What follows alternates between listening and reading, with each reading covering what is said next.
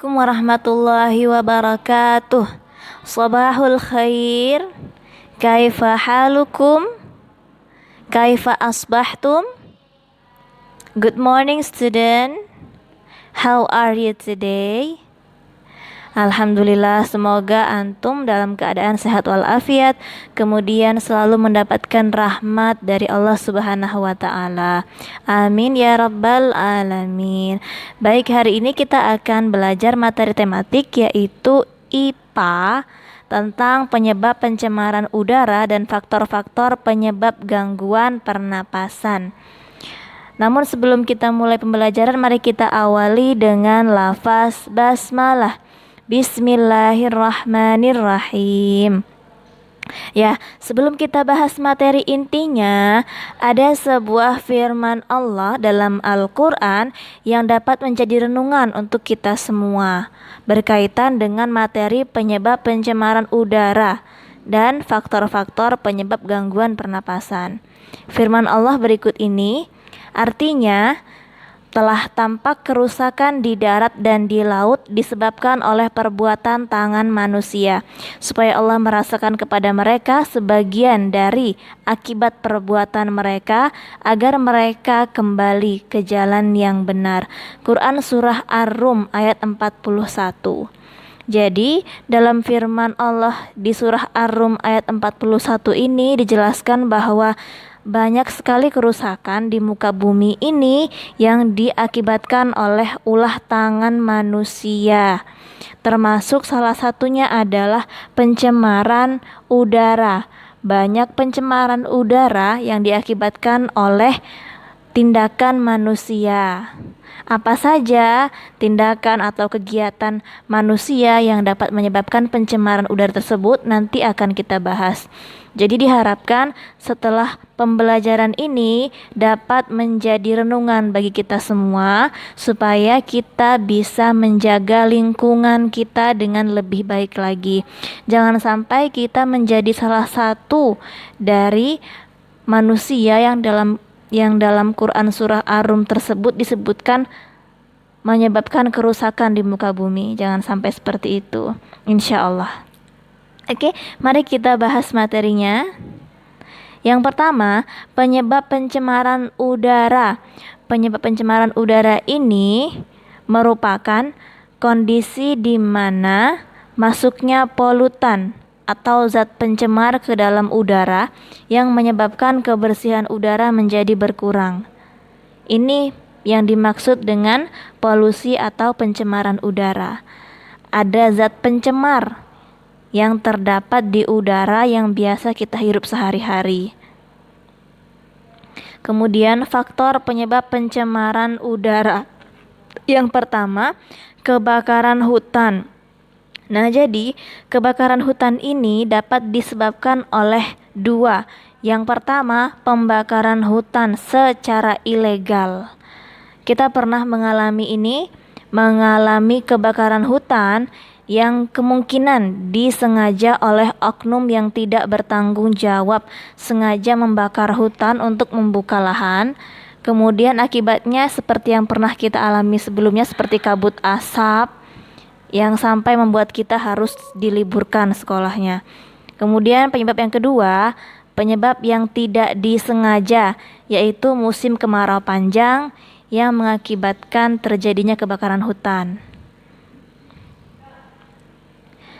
Yang kedua, penumpukan dan pembakaran sampah. Dapat dilihat pada gambar, sampah yang menumpuk itu dibakar begitu saja. Padahal asap dari sampah yang dibakar tersebut juga tidak baik untuk kesehatan. Kemudian sampah yang menumpuk juga menyebabkan pencemaran udara karena aromanya yang tidak sedap. Maka dari itu, solusinya yang dapat kita lakukan, sampah itu terbagi menjadi dua, sampah organik dan sampah anorganik. Maka jenis sampah tersebut, sampah yang ada di lingkungan kita pisahkan berdasarkan jenisnya, organik dan anorganik. Yang organik dia bisa langsung terurai bersama dengan tanah. Yang anorganik Alangkah baiknya jika masih bisa dimanfaatkan didaur ulang sehingga tidak menyebabkan pencemaran udara.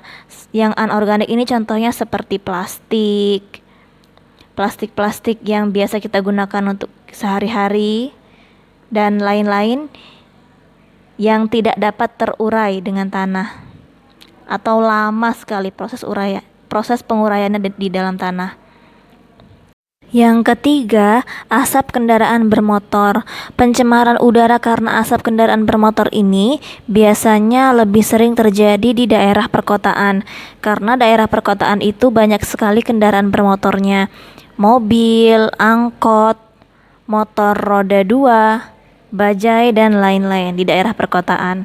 Jadi, asap kendaraan bermotor juga menjadi penyebab pencemaran udara. Asap buangan kendaraan bermotor ini mengandung zat berbahaya seperti logam timbel dan gas karbon monoksida. Nah, jadi gas karbon monoksida ini jika dihirup oleh manusia dalam kadar tinggi dapat menyebabkan kerusakan otak, cacat mental pada anak-anak, dan gangguan pada saluran pernapasan. Jadi sebisa mungkin kita untuk menghindari supaya tidak terhirup asap kendaraan bermotor. Selanjutnya yang keempat, asap limbah pabrik. Sama halnya dengan asap kendaraan bermotor, asap limbah pabrik juga dapat membahayakan kesehatan. Hal tersebut sangat berbahaya terutama bagi masyarakat yang tinggal di daerah sekitar pabrik.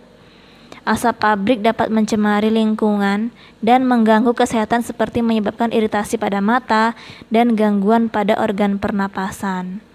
Jadi seharusnya kalau ada industri pabrik yang beroperasi, gas buangnya itu disaring terlebih dahulu supaya tidak menjadi pengotor di udara. Itu dari segi pabriknya. Kemudian dari segi letak pabriknya juga seharusnya jauh dari pemukiman penduduk. Selanjutnya, faktor-faktor penyebab gangguan pernapasan seperti yang sudah dijelaskan sebelumnya, salah satu faktornya adalah pencemaran udara dengan berbagai contoh yang telah disebutkan tadi. Kemudian merokok. Nah, jadi antum yang punya saudara atau kerabat yang masih merokok, boleh antum sambil mengajak saudara atau kerabat antum untuk tidak merokok lagi, karena merokok itu sangat tidak baik untuk kesehatan. Dampaknya negatif bagi kesehatan. Karena apa? Karena dalam rokok itu mengandung nikotin dan bahan-bahan kimia lain yang sangat berbahaya. Dapat menyebabkan penyakit jantung koroner, kemudian kanker paru-paru, dan masih banyak lagi penyakit lain yang dapat disebabkan oleh asap rokok. Kemudian serangan bakteri dan virus. Saluran pernapasan kita dapat terserang penyakit yang disebabkan oleh virus dan bakteri. Maka dari itu kita harus menjaga imunitas tubuh, daya tahan tubuh kita supaya tidak terserang oleh virus maupun bakteri. Mungkin itu saja pembelajaran kita hari ini. Ibu cukupkan. Semoga dapat dipahami. Nanti tugasnya akan Ibu berikan kepada antum melalui WhatsApp dan juga Google Classroom. Syukran kasiran ananda soleh soleha Ibu. Kita akhiri dengan lafaz hamdalah. Alhamdulillahirabbil alamin. Wassalamualaikum warahmatullahi wabarakatuh.